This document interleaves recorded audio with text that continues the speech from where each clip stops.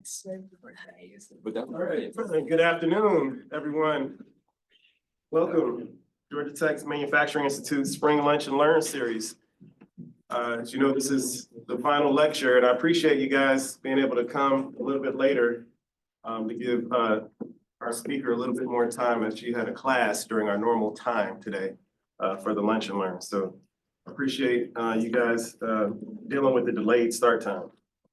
All right, my name is Dr. Billy D. Brown. I'm a senior research faculty, education workforce development director for GTMI. And before I introduce today's speaker, I'm going to first introduce GTMI, provide some brief instructions for the audience. GTMI is one of several Georgia Tech interdisciplinary research institutes that uniquely focuses on manufacturing research, development, and deployment. GTMI's mission is to identify, scale up, and integrate critical technologies for emerging advanced manufacturing sectors. GTMI has a wide variety of facilities and equipment located on main campus for basic research, as well as nearby in our advanced manufacturing pilot facility, which is on 14th Street. GTMI's AMPF is the headquarters for the Georgia Artificial Intelligence in Manufacturing, or Georgia AIM project, worth $65 million, funded by the Department of Commerce Economic Development Administration. Georgia AIM is expected to profoundly impact Georgia and the nation's economy through the equitable development and deployment of talent and innovation and artificial intelligence for all manufacturing sectors. The AMPF has state-of-the-art equipment in metal additive and hybrid manufacturing, and is currently expanding and transforming into a demonstration facility for automated smart factories, incorporating industrial IoT, AI, digital, and robotic manufacturing technologies. The AMPF is also home to GTMI's Manufacturing 4.0 Consortium, which hosts over 30 industry partners and growing. All right, GTMI hosts the Lunch and Learn series each semester. These sessions are excellent opportunities for Georgia Tech students, undergraduate and graduate level, researchers, as well as a global manufacturing community to learn and share advanced manufacturing knowledge. Today is the 7th and final lecture of the series, guys. So I appreciate you guys. I see a lot of faces that I've seen in some of the earlier lectures, and the new faces are also welcome. I appreciate you guys rocking with us, for 7 weeks here at GTMI. We want these seminars to be interactive. So if you do have questions, please raise your hand. And if you guys who are online, go ahead and enter your questions in the chat. And the speaker will address them immediately or after the presentation during the Q&A session. All right, today I'm pleased to introduce Dr. Carolyn Seepersad, who will discuss process innovations in polymer additive manufacturing. Dr. Carolyn Seepersad is the Woodruff Professor of Mechanical Engineering at the Georgia Institute of Technology. She's the editor-in-chief of the ASME Journal of Mechanical Design. Her research interests include design for additive manufacturing, simulation-based design of materials and structures, process innovation, and additive manufacturing. She is a member of the organizing committee of the annual Solid Freeform Fabrication Symposium and a member of SME's Additive Manufacturing Technical Leadership Committee. She is the author of more than 150 peer-reviewed conference and journal publications. In today's presentation, Carolyn will explore some recent advances in polymer AM, including new capabilities for reactive extrusion, volumetric selective sintering, and high viscosity photopolymerization. The discussion will include the underlying innovations in AM processing and manufacturing systems, along with the new design opportunities and challenges that accompany them, such as the design of active shape-changing structures in soft robotics. Let's all welcome Dr. Seepersad.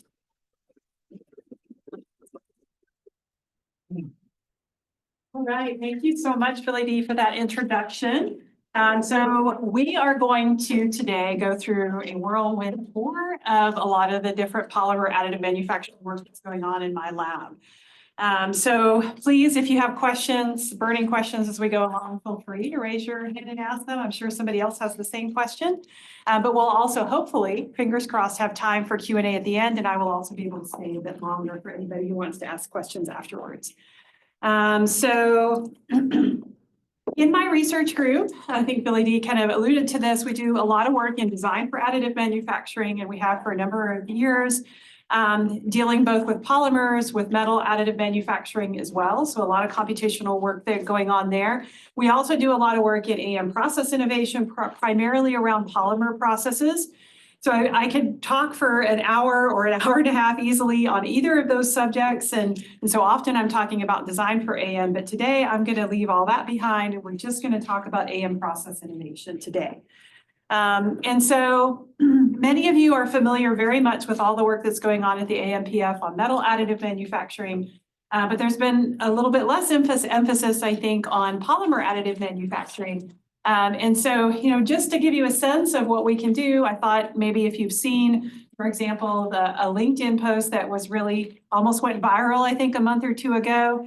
This was a student in my additive manufacturing class last spring. And so we printed this violin entirely using polymer laser sintering with a few things, of course, that aren't printed, like the strings and a little bit of the hardware in the bow, but otherwise printed using polymer additive with the violin itself, the body of the violin designed specifically to adjust its geometry so that the resonant frequencies would better match what a wooden violin would do.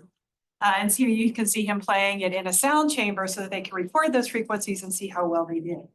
There's a lot of cool stuff you can do with polymers. And so I'm going to start out by talking a little bit about the AMPF because I know all of you are able to interact with that in some way. And so I want to talk a little bit about where that's going, but also some of the more experimental work that we're doing in my research group where the goal is eventually to transition that into testbed systems that can go into the AMPF. So in terms of commercial systems, there's a couple of them. Some of these systems are actually already on campus. They're in crates somewhere waiting for the AMPF to be finish the renovations. But we've got, just to give you a sense of what's coming, we have quite a large 3D systems SLA. It's SLA 5000. So the vat of that is quite large, really good for building photopolymerization parts with excellent surface finish. Very, very good dimensional accuracy. It has a really large build envelope. So I've seen folks build, robot arms that are at least a couple feet long on this particular system. We've also got, this one's already on campus. We're just waiting for the AMPF renovations to finish. This is an EOS P400. So this is a laser sintering machine. So basically it's a polymer system that builds parts out of a polymer powder bed. Primarily they're nylon or blends or composites of nylon. This one, the P400, can actually go up to elevated temperatures. Most machines are around 180 C for the powder bed, and then the laser melts above that temperature, but this one will go up to 300. So we can do some extra composite materials and also some higher temperature melting materials as well with this one. We've also got on its way a Stratasys J850. So this is a material jetting machine. It's capable of building in multiple materials in multiple colors and both of those at the same time. So you can do elastomeric materials, you can do materials that are quite stiff, you can do both of those in the same build, you can grade between them in the same build. So if you want different levels of elongation, for example, you can engineer that in and then you can change the color at the same time. So lots of really cool things you can do here. You can also mimic biological tissue like hearts, bones, things like that. And so that is also on its way. So these are commercial systems that are coming. But we also have a lot of experimental work that we're doing in my research group.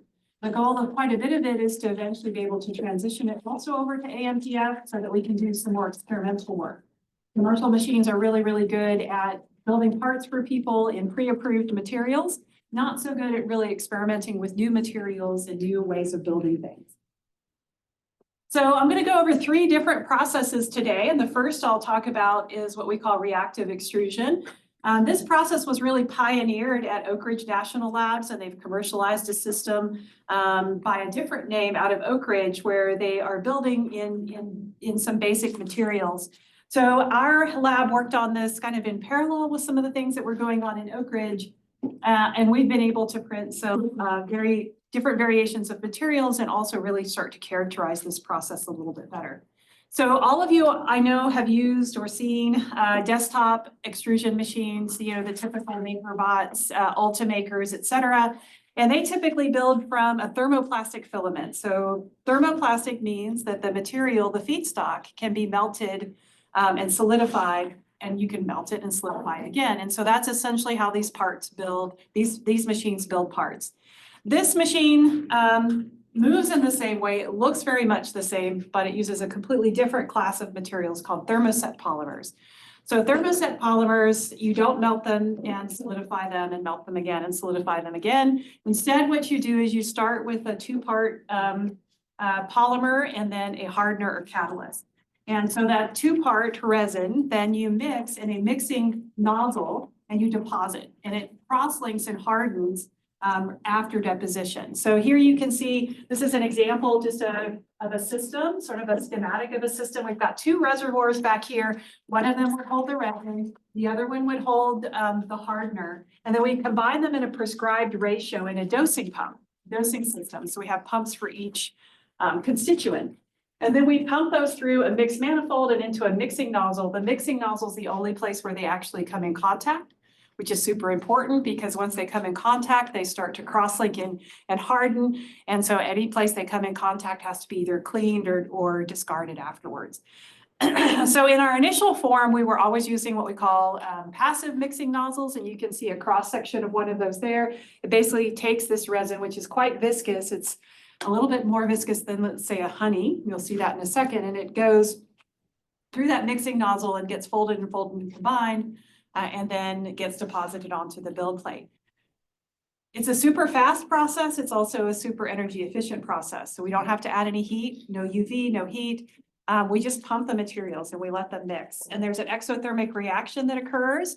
And so the cross-linking starts and then it produces heat as part of that reaction.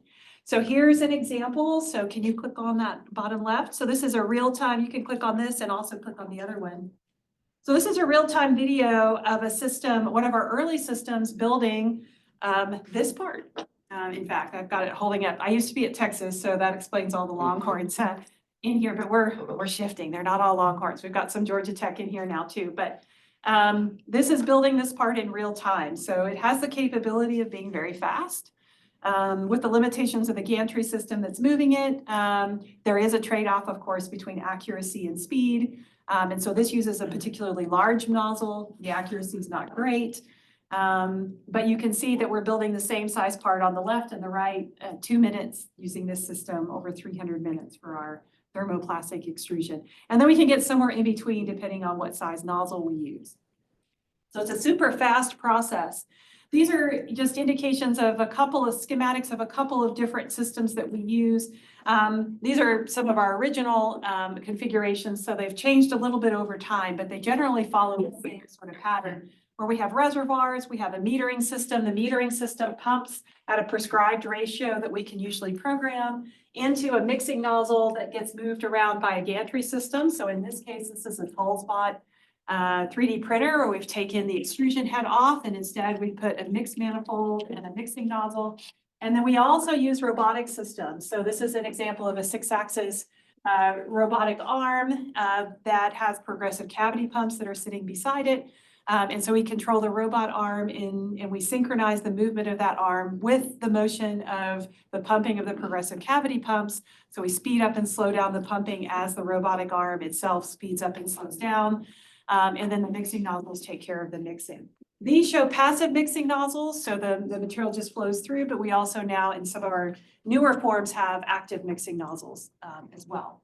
And so these are some infrared camera images of a deposition of a simple part. So you can see that as we deposit here, room temperature is 26 C, so it's the darker color that you see here. And then the lighter colors are warmer. So in this case, the lighter color here is the heated build plate that's heated to about 60 C. And then you can see as we deposit and as time goes on, the material itself starts to heat up. So that's part of that exothermic reaction. There's a lot of engineering that goes behind this. So first we engineer the resins themselves so that they hold their shape.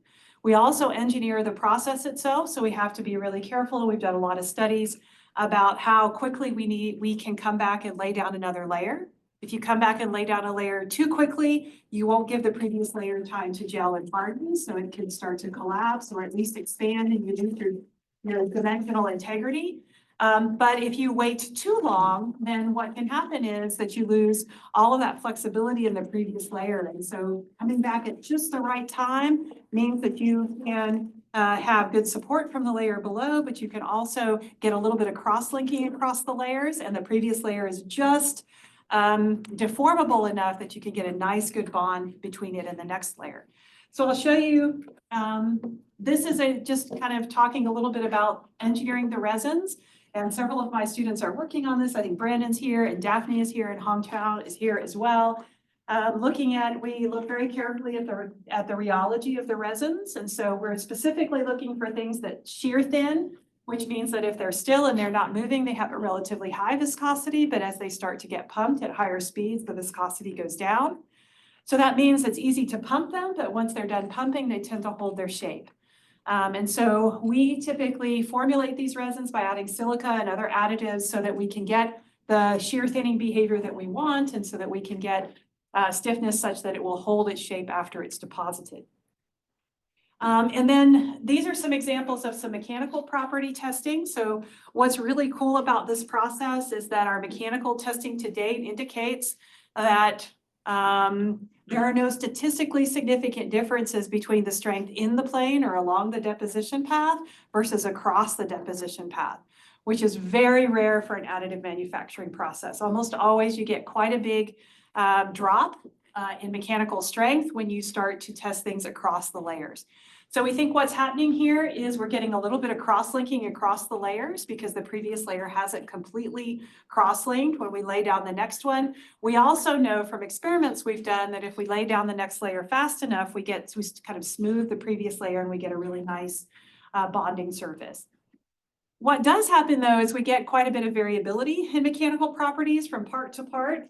And so we've done some investigation of that as well. And so one of the things that's causing that in terms of variability from location to location is percent cure. So these are exothermic reactions. And one of the things that this particular process does not like are super thin layers.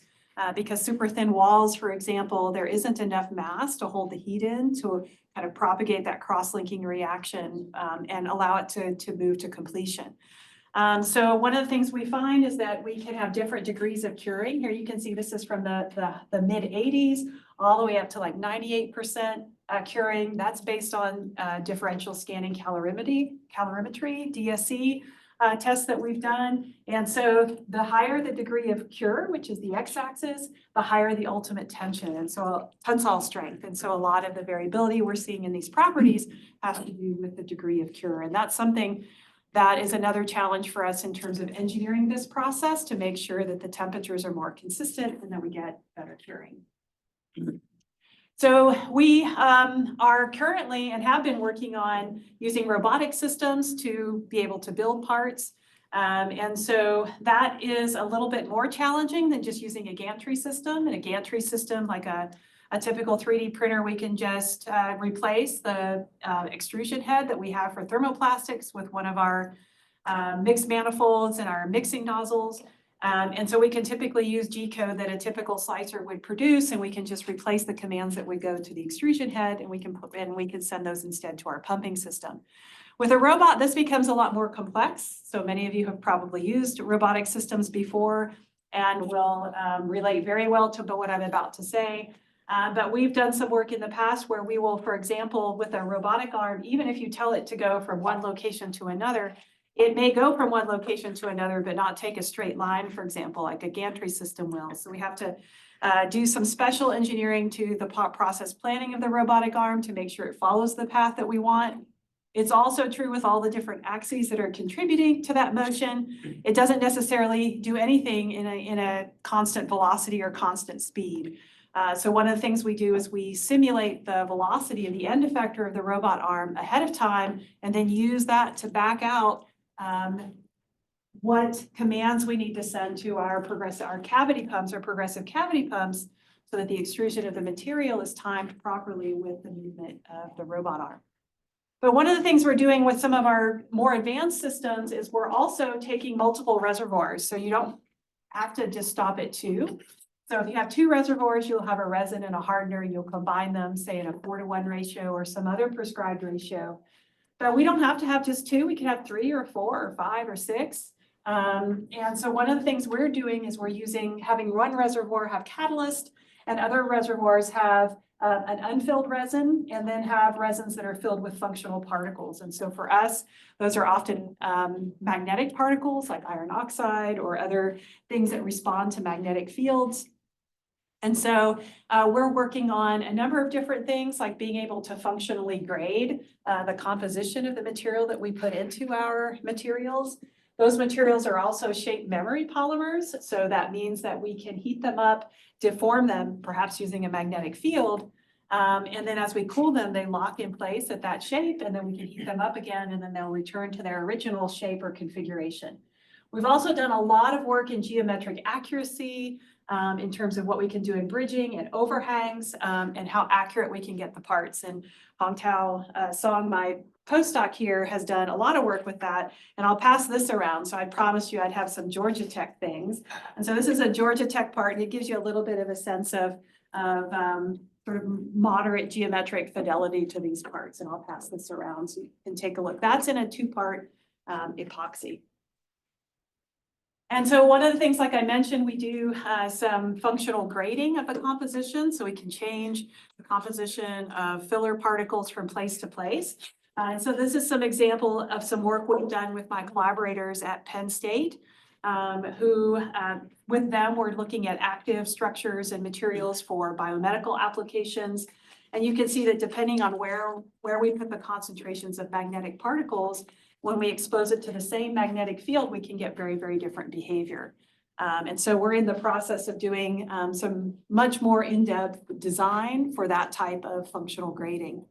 And looking at, this is an example here that one of my students, Brandon, created, looking at, this is just instead of using magnetic particles here, we're just using a colored dye to make it clear kind of how we can grade composition from place to place.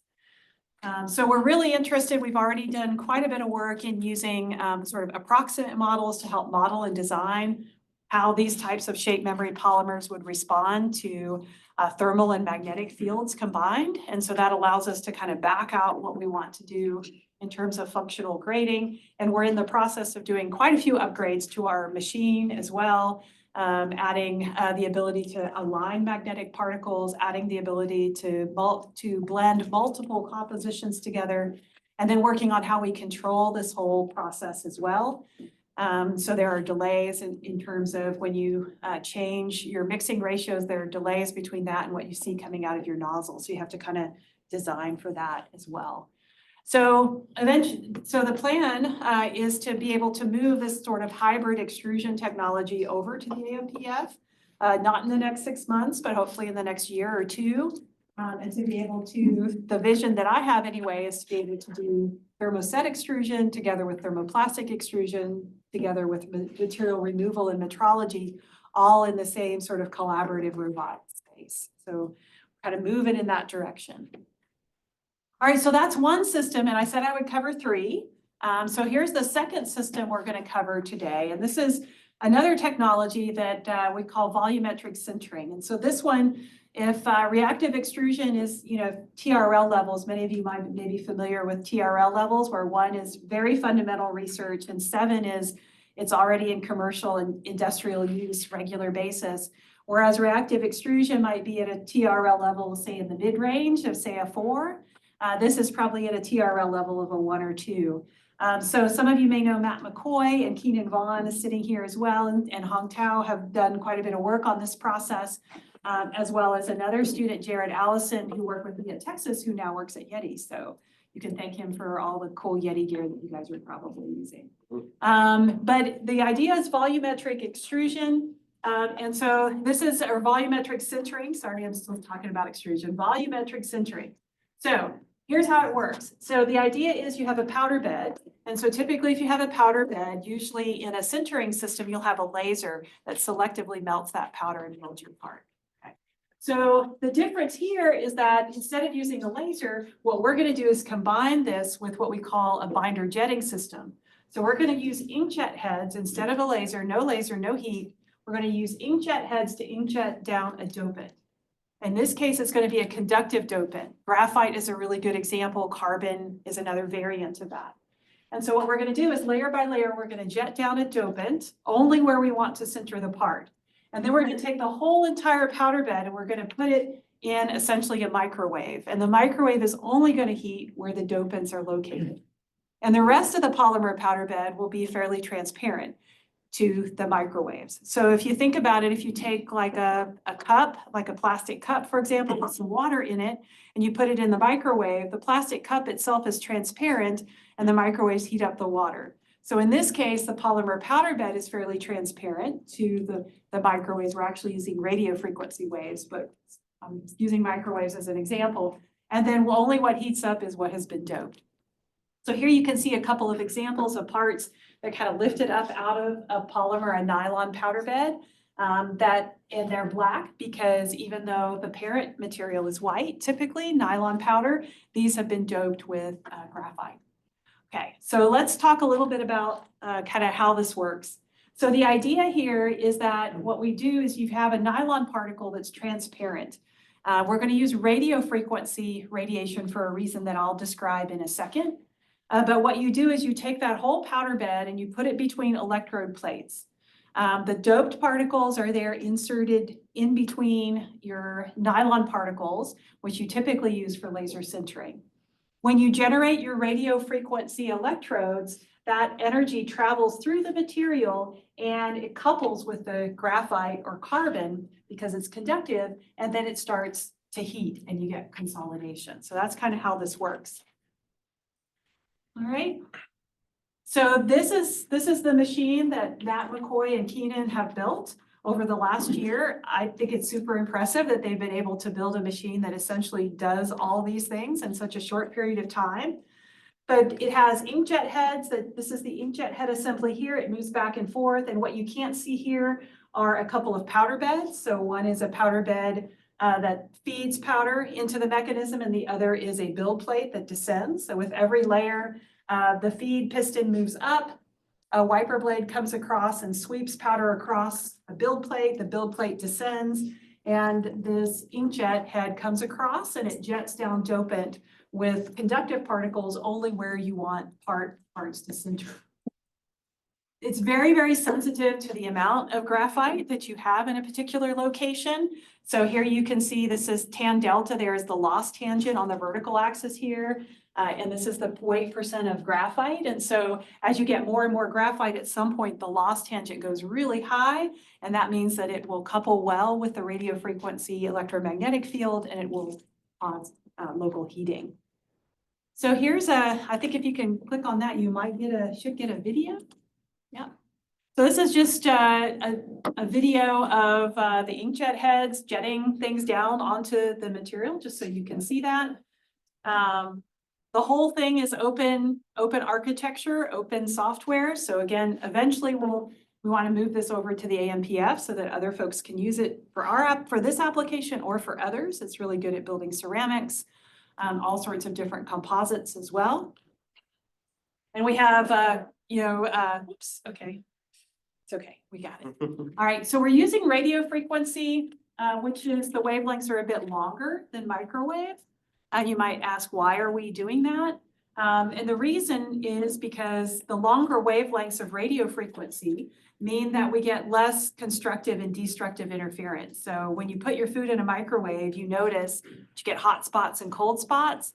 And so we get less of that with radio frequency, which is definitely what we want.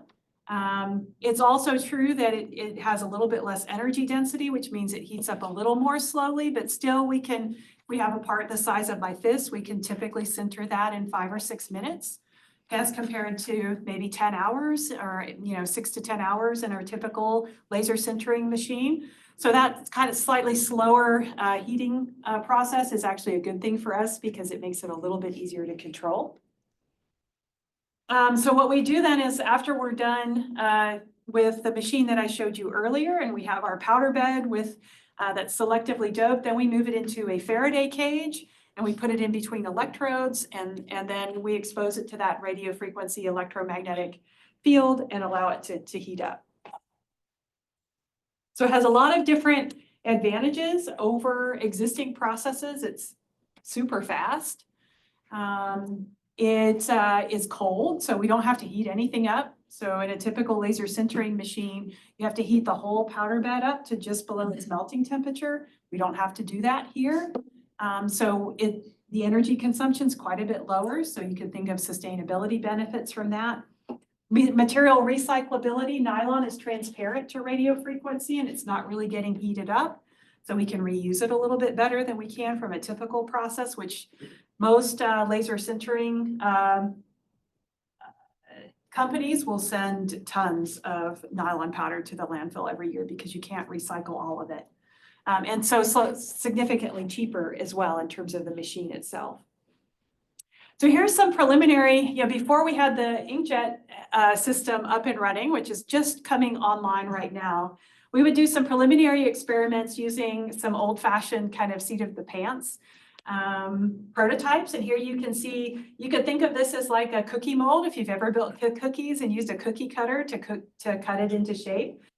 So what we have here is a sort of a rectangular powder bed. We can put the electrodes for the radio frequency electromagnetic field on either side. And then inside that, we've got another cookie cutter that's also rectangular. So inside that rectangular cookie cutter here, you can see the graphite doped nylon powder. And then outside of it, you can see just the undoped nylon powder. And then that goes into in between our electrodes, right, to get exposed. So it's a really simple, sort of approach, sort of seat of the pants approach. We mix this powder by hand. Here you can see a cylindrical, square, and rectangular mold, and you can see some of the parts that are coming out of it. These are very early experiments.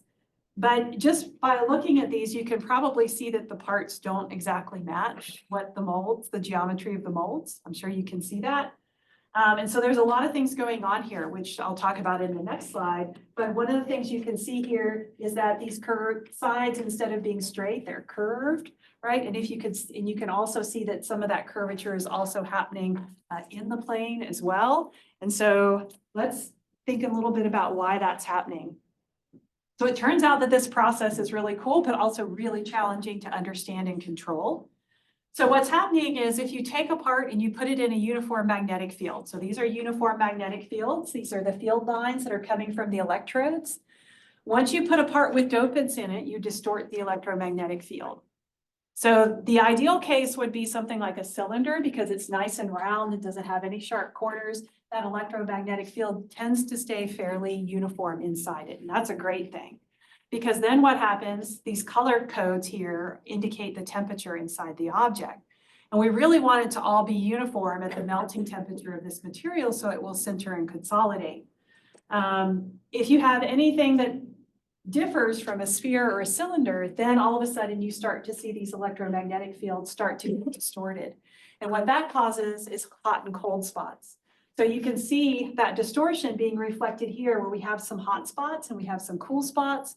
And if you remember, our parts, when they sintered, they had this sort of curved side to the edges. Remember that? And you can actually see that and predict that from this temperature profile, which is based on a multiphysics analysis of what happens when we put this doped object, graphite and nylon inside the square, only nylon outside. So this part's transparent, but the presence of that graphite distorts the field.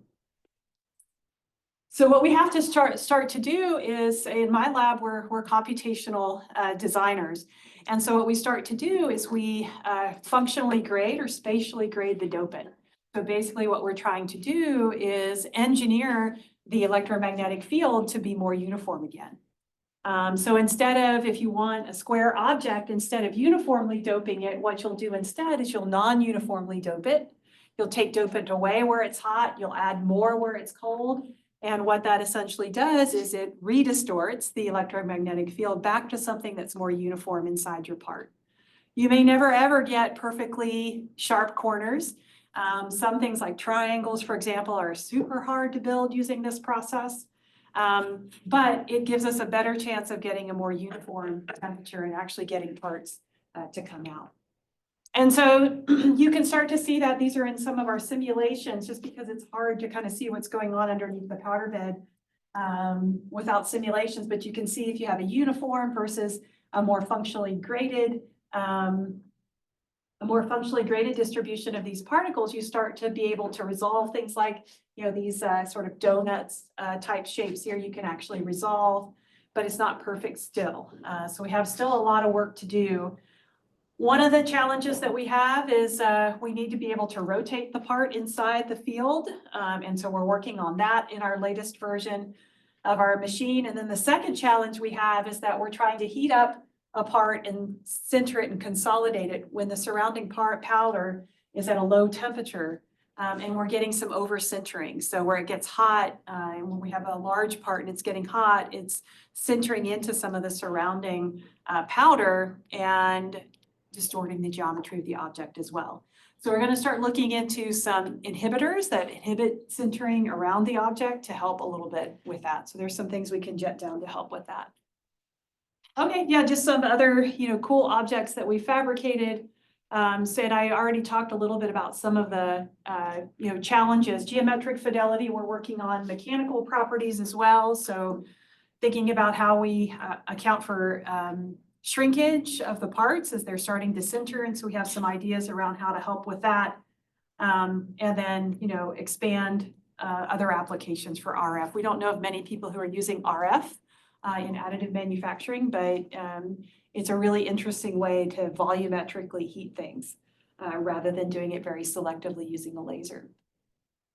All right, so the last technology, the third of three. So thanks for hanging with me as we go lightning speed through all of these things. I think any one of these could be a full hour-long lecture. But the last one is high viscosity photopolymerization. And so this is some work that we're doing here. We started it when I was at Texas with Hong Tao Song, who's my postdoc here, and Nick Rodriguez and some collaborators at Livermore National Labs. And Roxy Carbonell, Martha Leach, and Reese, who are sitting here, are also helping with this process right now. So let's talk a little bit about this process and what it can do. So here's some images of a couple of parts that we built using this high viscosity photopolymerization process. And so one of the questions I want to ask is, why would we care about these parts? What's unique about them? Okay, so these are made of silicone-like materials, silicone materials, essentially. This is an octet truss, and this is a gyroid lattice. So what's unique about them? These are some of the biggest sort of architected materials out of this type of silicone resin that we think anybody's ever made. So these particular materials are very unique in that they're made from a resin that's super high viscosity. So think Vaseline. So if you put it in a beaker, for example, to use it and you turn the beaker upside down, nothing would happen to the material. It would just stay in there. That's how high viscosity this is. So it allows us to add quite a few additives. So we'll add things like fumed silica, which will increase the strength. We also have developed technology that allows us to illuminate these resins with light that's an order of magnitude more intensive than anything you can get from a typical commercial machine. And so that allows us to explore a broader range of resins as well. So that's why they're hard to fabricate and why they're unique. So this is our sort of big high viscosity stereolithography machine. You can see it in partial assembly over there in the right. It is capable of building a fairly large printing volume. You can see that about a foot, over a foot by a foot by a foot. Very high viscosity resins and a light intensity that's really quite high. 80 milliwatts per square centimeter is quite high for one of these types of machines. The way it works essentially is if you look, this is amber acrylic because the whole thing is using LEDs and LCDs at ultraviolet wavelengths. But what we have is we have a build platform right here, and the build platform raises and lowers, and the parts build underneath the platform. So it's a bottom-up strategy. Down here, you can't see it, but there's an LCD and an LED that provide light and pattern the light. And then that comes up through a Teflon build surface that's rolled onto these rollers that you see here. And then in the back, you can barely see it, is a slot die coater that we've borrowed from semiconductor manufacturing. And so we pump these very, very viscous resins into this slot die coater, and the slot die coater deposits them in a line, and we advance the Teflon film underneath that slot die coater to provide a layer. So this comes down, our build platform comes down. We have a layer thickness, let's say 200 microns of resin. It comes down on top of the resin with the part just on top of the resin, and then it gets illuminated from below. So lots of challenges associated with that. So let's break it down into a few different subsystems. We've got, I'm going to talk a little bit about the light patterning system, which is unique to this system. A little bit about the resin storage and processing system, which is another unique challenge to this system. And then the roll-to-roll tensioning system, I'll talk about that as well. There are patents in the light patterning system. That's one patent. And then there's another patent over here in the roll-to-roll system as well. All right, so the light patterning system generates high intensity light patterns. So let's talk about how that works and why that's hard. So we use a bottom-up strategy for fabricating our parts. So here you can see in a projection system, you can have a bottom-up or you can have a top-down strategy. So a lot of the Form Labs machines, for example, if you go over to the Invention Studio, those orange machines that are sitting there, those are bottom-up approaches. And one of the reasons those are useful is that you don't need very much resin in your resin vat because your part's coming down from below, and you really just need enough resin in that vat to be able to create a layer or a little more than a layer. And so we use the bottom-up strategy because it doesn't require as much vat, as much resin. It's a much simpler approach. It's a simpler overall design. We also have highly elastomeric parts. And so basically it's a simpler design, and we also have a projection that needs to be very, very close to the surface of the resin. So if we brought that projector down from above, it would be a little bit harder to get clearance with our part as we lift it in and out of the vat. But when we bring it in from below, it's a little bit easier. The difficulty then is that every time you need another layer, you have to be able to lift the part up and remove it from the vat.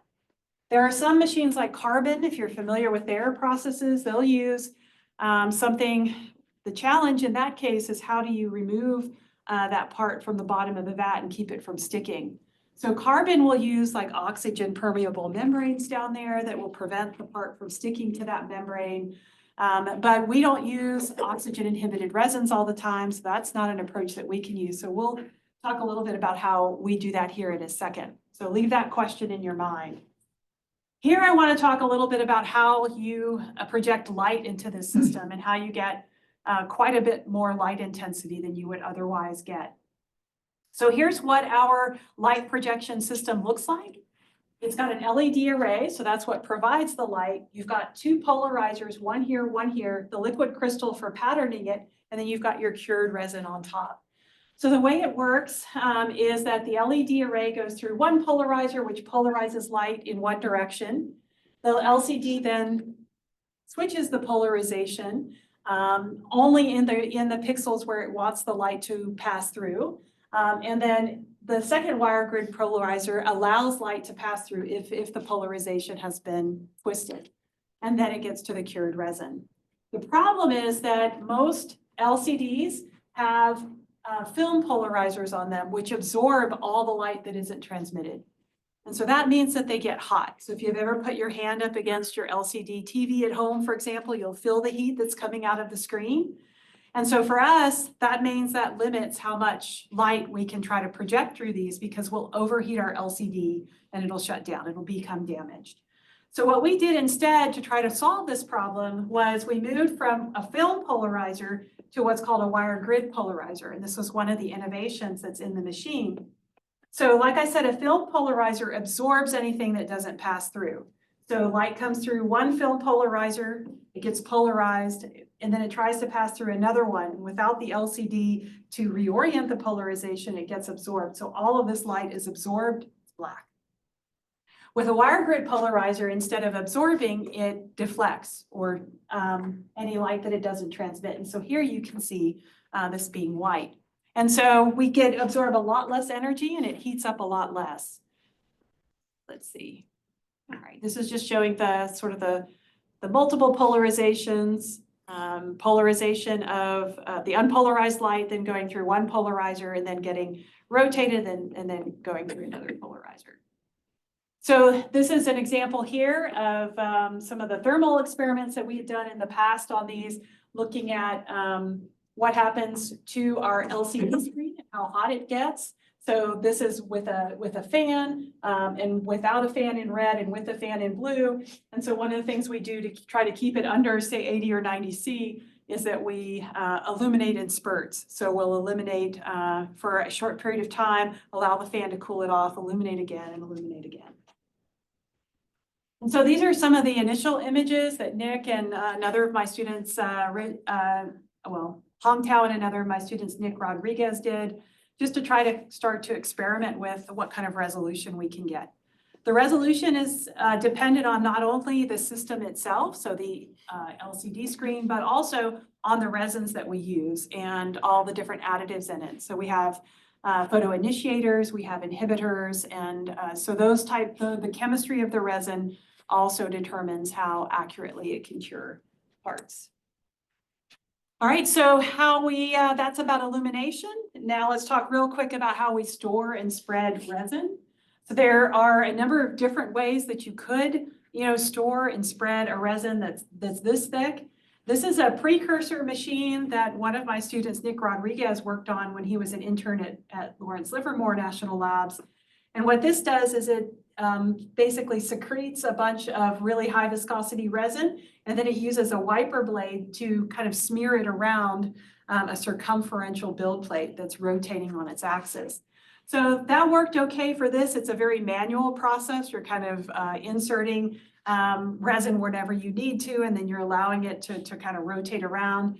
They would end up sometimes damaging quite a few of their parts because they would build again from the bottom up, and they would, every time they built a layer, they have to remove the layer from the vat, and they'd sometimes damage their parts. And it was, like I said, a very manual, very small sort of build platform. So what we do instead is we start out with resin in a very large container. So this is kind of a multi-step process of pumping this resin.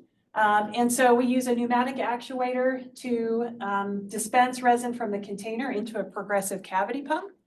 So progressive cavity pumps are really good at constant flow rate dispensing, which is why we use them.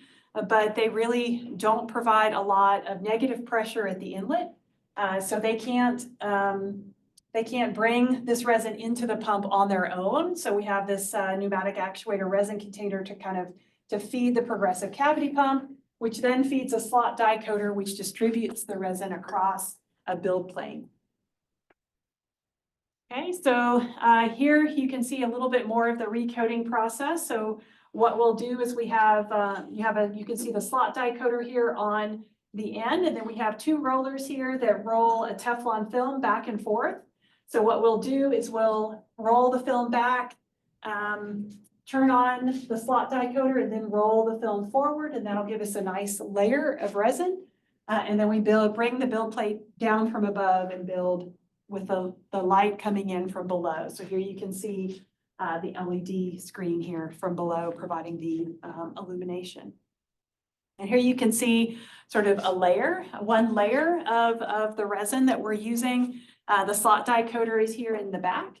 And this is the resin that's being patterned onto, or basically coated onto, our Teflon film. All right. And then the last thing I'll talk about before we close is that we're actually building on a Teflon film and using what we call a roll-to-roll tensioning system that you'll also find sometimes in like semiconductor or 2D manufacturing. And we're using that to help us keep our parts intact and not damage them as we go from layer to layer. So I think you've seen an image similar to this before. We've got the light patterning system below, the LED, the LCD. So this is a Teflon film that goes from roller to roller. Here's our slot die coater. And so what happens is as we bring the build plate down, the part is adhered underneath it. We'll come down close to this build plate. And then after we illuminate and cure a layer, these are kind of the steps that we take. So here we've got our build platform. You can see it right here. We've got the part that's being built right here with the Teflon film being very tight. When we're done illuminating that layer, we lift the part up. The Teflon film lifts with it because they're kind of adhered together. And then as we lift it up, then what we do is we tighten these rollers to peel the Teflon film off, and then we completely tighten them until the Teflon film is flat again. We can advance them over here. There's a wiper blade that wipes off any excess resin. We can get a new layer of resin from our slot die coater, and we can go again. So the idea here is that we kind of reduce the separation force on these parts by peeling the Teflon off at an angle. So if you've ever had, for example, a Band-Aid on your arm, for example, it hurts less if you take the Band-Aid and you kind of peel it off at an angle versus trying to just kind of rip it off orthogonally to your skin. So same sort of thing here. And part of what we've done in the past is we've done quite a few experiments to try to understand, how peel angle influences how much force is placed on the part. And it's particularly important for us because a lot of the parts that we're building are very elastomeric, so they are very stretchy. And so if we apply a lot of separation force to these parts, then we can very easily damage them. And I've got a few parts here that I'll show you and I'll pass around here in a second. So we can process materials that require more light intensity with the process that we talked about. We can process materials with very much higher loadings of additives, and that can increase their strength, but also their viscosity. So I'll just kind of forward through here to the end here. So we're working on lots of different applications. We're also working on different material formulations. So Martha, who's sitting here in the audience, is doing a lot of different material formulations, and Roxy, another of my students, is looking at how we can apply this to things like soft actuators that we can build in three-dimensional shapes that we design using computational engineering. And our next step is, so my student Reese, who's sitting here, is working on a multi-material version of this so that we can build in not just one material, but multiple ones. And here, as you can see, an example of two materials on the same build plate that were built using this general process. All right, so I think that's about it. I'll end here. We talked a lot about AM process innovation. We do a lot of design for AM work as well. But I'd be happy to take questions either now or afterwards as well. So. All right, let's thank our speaker.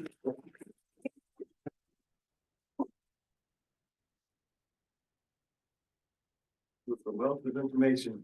Sure. I know it was a grand tour of a lot of different things. So.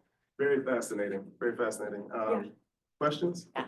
Hi, excellent presentation. I'm really not familiar with a lot of polymer AM processes, so this may be coming completely out of left field.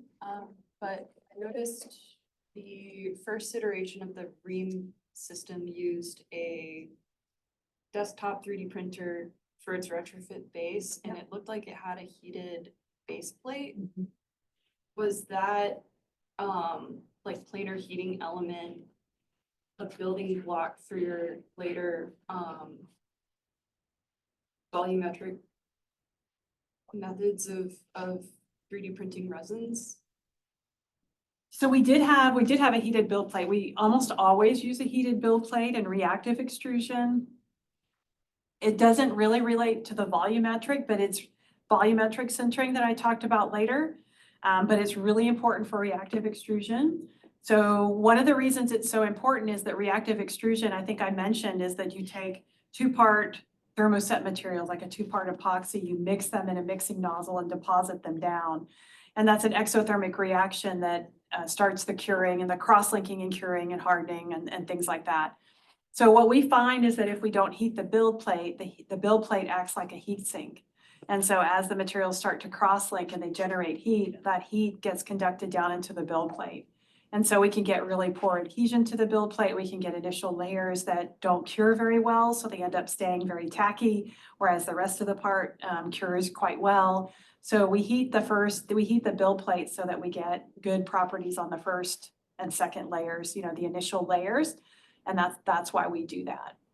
But we don't have to provide any additional, heat beyond that. But heating that build plate we found to be very important. Okay, I was wondering how it seems like extending that sweet spot of where the reactive resin started to gel was ideal, but I wasn't sure how that would translate to like the rest of the part, or?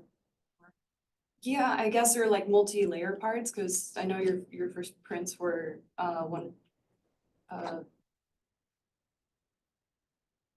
comparatively less in build height. And I was also wondering how that translated to your robotic arm setup that you've been working on recently. Right, so even with the robotic arm, we still do a heated build plate, still very important for us. One of the main questions that I think you're hitting on is how do we maintain enough thermal uniformity to get good curing throughout the part? So one of the things I mentioned was that we noticed that when we do see variability in mechanical strength, it's generally correlated with percent cure. And so that means that as we build our parts, if there's portions of our parts that are that don't get very warm, that stay quite cool. Maybe you've got just a projection. Let's say we're building one of those longhorns, the tip of the horn might stay cooler than the rest of the part. Those are areas of potential weakness for us because the mechanical strength is lower. So we've thought about some different ways to counteract that. We haven't yet been able to implement those, but there's a number of different things you could do. One, you could print in a heated chamber, right? So make sure that heat is everywhere. You have to be really careful because you also want them to cure and cool and all those sorts of things as well. You could use selective heating like heat guns and things like that. You could also engineer the polymer. So adding a little bit more catalyst in areas where you want, for example, the reaction to occur faster or, to be a little bit hotter. So there are some things that we could do that we haven't yet done. We've been focusing more on how to functionally grade and also how to maintain geometric accuracy and geometric fidelity. Those are the first places that we've been attacking. It's sort of 10 different things we could be doing, and that's on our list, but we haven't quite gotten there. But that's definitely something that we need to think about in order to have uniformly good mechanical properties. They're already quite good, but to get them more uniform, we're going to have to meet that challenge. Thank you. You've got a great starting. Yeah, thank you. Yes. So my doubts are related to the second manufacturing process that Uh-huh. we discussed. The So, sintering? Yeah. So do you apply this electromagnetic radiation after each layer, or do you apply it after the part has been prepared? So we apply it after we apply it to the entire part, after the whole entire part has been, so layer by layer, we lay down powder, we jet down the dopant, and we do that layer by layer in a cold environment. And then we take the whole powder bed and apply the RF to the whole powder bed. Well, Yeah, so and also I see that the plates are only on one side, like opposite sides. Yes. And you said that you want to rotate the part so that Yeah. almost the entire part is covered. Yeah. And I see that like the particles that are closer towards the plates are going to be have a very good curing. I don't know whether it's the right word to say that, but the ones that are inside. So would that affect the quality or the mechanical properties throughout the layer? Yeah, that's an excellent question. Okay, so one of the things that in electromagnetic terminology, they call it penetration depth.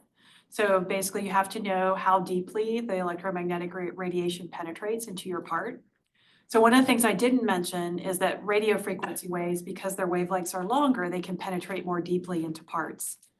So we can get several centimeters of penetration, whereas with microwaves, it might be quite a bit shorter. So as long as you haven't surpassed the penetration depth, you should be able to penetrate all the way in. So it's not like the particles on the outside get so much more radiation than what's on the inside. There's a depth at which you can't cure anymore. So as long as you don't exceed that depth, you're okay. But the challenge has been still getting uniform fields, even though it penetrates in. Yeah. That's just step number one. Step number one is to make sure it penetrates in. Step number two is to make sure that you get a more uniform field, which is where the functional grading comes in, as well as rotating that field. So a lot of things we're accomplishing with functional grading, we could also accomplish by rotating the field because it kind of also helps just the same way a turntable in your microwave helps. We would get the same effect from this as well to be able to turn the part. But we do the whole part. The reason we do the whole part and not after each layer, it's faster. That's the whole thing, is what we're after is to be able to build up a part in say 10 minutes in binder jetting and then put it for another 10 minutes in an RF chamber and the sintering is done. That's kind of the objective behind it. If we did RF sintering after every layer, it would slow it down. So then at that point, the question would be, why don't you just use a laser? We may still be a little bit faster, but you also can't have anything conductive in your RF chamber. So you have to be really careful about everything else that's inside your Faraday cage when you apply the radio frequency. So using it this way, we can have whatever we like inside our binder jetting machine and take out that powder bed and we encase it in a polymer, so that's transparent as well. And then we can put the whole entire cylindrical powder bed in the Faraday cage and expose it to the RF. So that's kind of the logic behind what we've been doing. I had a quick follow-on to that. Yeah. As far as the dopant itself, wouldn't that change the mechanical properties? Yeah, Material, and also I Absolutely. just thought about all kind of material things as Yeah. far as using maybe nanomaterials to make some type of Yep. polymer composites, right, Yeah. for other applications. Yeah. absolutely. That's an excellent question. So yes, it does change the mechanical properties. And one of the issues that you have is as you start to sinter, these powders are not 100% dense naturally. So they're maybe at best, say 60% dense, so they start to consolidate. And so one of the things we need to do is apply pressure to the powder bed as it consolidates so that we don't have a lot of porosity left in the part. That's one thing. The other thing is that, yes, we get composites. So now we're getting graphite or carbon-based composites. In some cases, that might be good. Maybe there's a little bit of conductivity in there. We can also think about, we've actually encountered this challenge of different particle sizes. So in some of the dry mixing we've done for preliminary studies, we use graphite particles that are maybe 50 microns in size. And then in some of the wet mixing we do with binder jets, the particles are much smaller, like on the order of a micron or even smaller than that. So they can be jetted and they have different effects on the powder. So the absorption curves look different when we expose them to RF. So like I said, super interesting, Right. super challenging to model, to control, to do all of that. Carolyn, I had a question also on the volume SLS. Yeah. You mentioned the size of the dopant particles versus the powder bed particles. Is there a restriction on the idealized range? That's one question. And secondly, when we make very porous parts with SLS, it's often difficult to get loose powder out of the pores. Is this more difficult or less difficult to clean than traditional SLS? Yeah, so I think in this case, so I guess you asked, two questions, right? One was about difficulty of cleaning. And so I don't think there's a lot of difference in terms of difficulty of cleaning, because ideally the part should be sintered just like a regular part would be. So, the difficulty of cleaning should be very similar, and the powder that you're cleaning away does not have dopant in it. So it's just like regular nylon powder. Theoretically, it should be a little bit easier because it's not being heated. So instead of having part cake, you should have a looser powder that you can remove. And then you had another question about particle size. The size of the dopant particles versus the other particles you use. Yeah, so that I think relates back to Billy D's question a little bit. So when we jet, the dopant particles have to be quite small because they have to be jettable. So now you're talking about nanoparticles or things that are micron and submicron that are being mixed in. Versus if we could mix them in a dry form, we might use, we've used, for example, just off-the-shelf graphite, which has something like a 50 micron powder size, which is on the order of the same size as the nylon particles we're using. So every time we switch materials, even if we switch the size of the particles themselves, it changes the mechanism, the way in which the RF electromagnetic field is absorbed. So even though we may have the same weight percentage of material, we can get different behavior in terms of absorption because of the size of the particles. So we have to kind of go back and redo, I know Hong Tao has done some of this, and redo some of our impedance measurements to help us understand what's the relationship between the quantity that we're adding and the loss factor that we're getting. And then we also, if we use jetting, we have to make very clear that we have to remove all the moisture because the moisture itself is also conductive as well. So we have these drying things that we do both on a layer by layer basis with infrared heating, but also afterwards, we'll often put the part in an oven for a while and make sure all of the moisture dispenses. But then we also have, the other additives that are part of the ink that can also affect how the particles are distributed in the space around the nylon particles. And so that's having an effect as well. So lots of challenges, right, to solve. Like I said, this is a TRL 1 or 2 level process right now. We have a lot of these challenges to kind of iron out. Super cool and super different, I think, from the way people have been approaching this type of process before. But also coming along with a set of really fundamental challenges that we have to work out. A lot of multiple dimensions. So you were saying that you don't get as much packing as you would in standard SLS. So you have to then apply a pressure during or later in the process. Is that the case? And if so, do you have to add the dope into a volume that's larger than sort of your final volume that you're anticipating? Yeah, so as I think you probably know, because you've got a lot of experience with SLS parts shrink as they're being sintered. And so in a commercial SLS machine, the software will account for that.